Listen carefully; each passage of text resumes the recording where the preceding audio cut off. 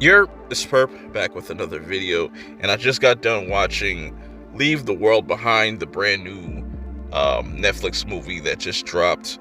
And I have a lot of thoughts about this movie in general, so stick with me. And I definitely won't dive into spoilers, but there's definitely an interesting conversation to be had with this movie.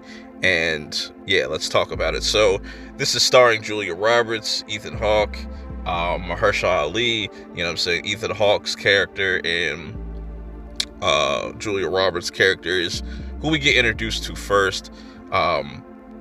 Julia Roberts' character, his name is Amanda, and Ethan Hawke's character's name is Clay. They got two kids that go by the name of Archie and Rosie.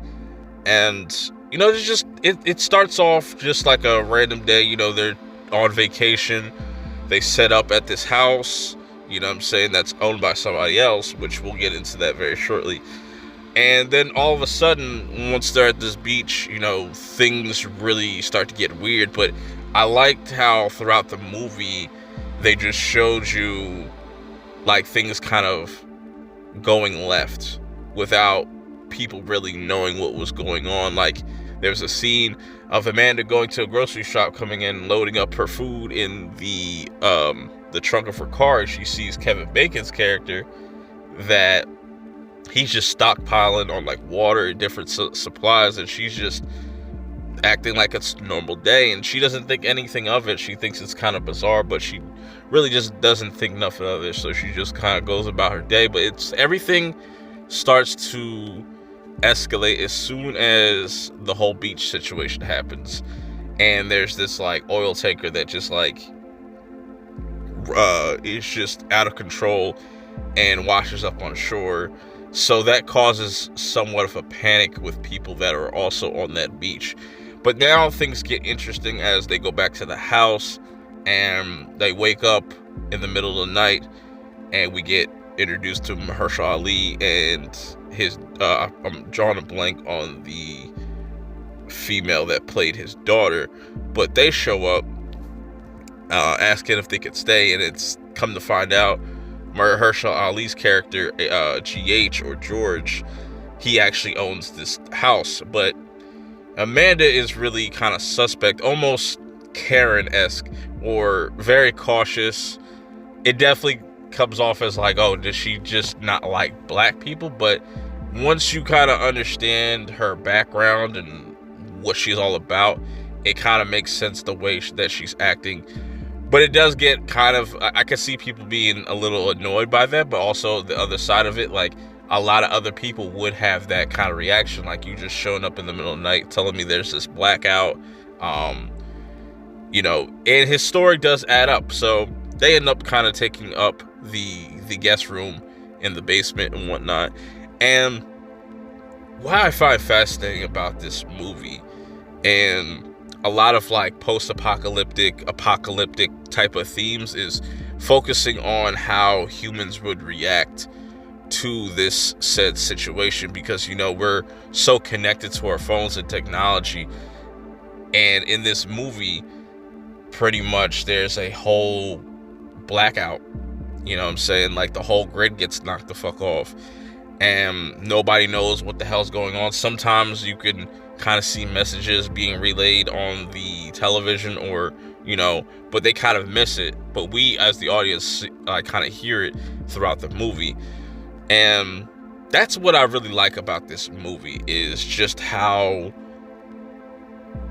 trust and being around strangers in a kind of a setting like this, anything could really happen. It's really unpredictable. So we just kind of sit in this house while, you know, they try to figure out what the hell's going on. And we learn a lot about these characters. Other than, you know, Rose and Archie, they're not like real big pivotal characters. All Rose cares about, or Rosie, all she cares about is finishing Friends. And she has this obsession with just binge watching shows and stuff like that, which I find the ending to this movie to be really hilarious. But also I could see the ending being very frustrating for some people, because it does end pretty abruptly, but I understand what they were going for if you pay attention to certain things that were being said throughout this whole entire movie. But it makes it seem like, man, is there going to be a part 2, or is it just kind of leaving it up to the watcher's imagination?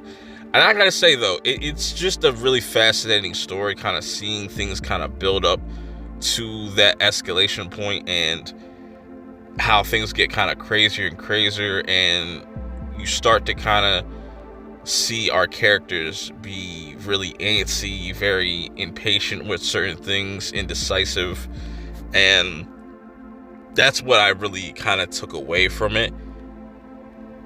And granted, I'm not the biggest fan of the ending, but I think it is still interesting overall as a whole with this movie, and especially what's going on in the world now with all these different kind of wars breaking out and stuff like that.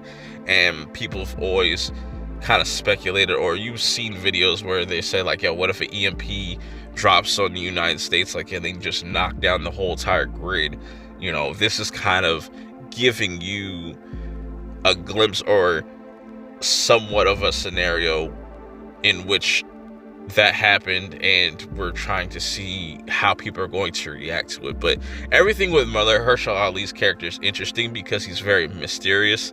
He doesn't like want to put people in a panic. He's very calm, cool, and collective, even though he's kind of freaking out.